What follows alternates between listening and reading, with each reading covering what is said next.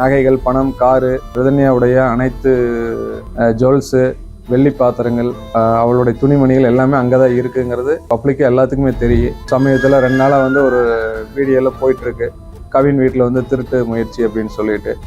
அதாவது அரசாங்கத்துக்கே தெரிவிப்பாங்கன்னு என்னுடைய நகைகள், பணம், காரு, ரிதன்யாவுடைய அனைத்து ஜுவல்ஸு, வெள்ளி பாத்திரங்கள், அவளுடைய துணிமணிகள் எல்லாமே அங்கே தான் இருக்குங்கிறது பப்ளிக்காக எல்லாத்துக்குமே தெரியும்.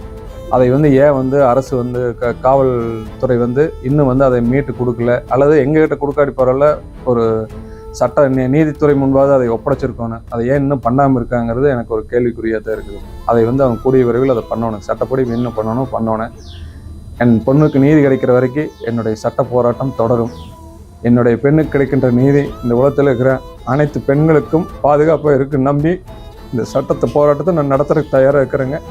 எந்த சூழ்நிலையும் என்னுடைய சட்ட போராட்டம் தொடரும். சட்டத்தை நம்புகிறேன், நீதி கிடைக்கும் நம்புகிறேன்.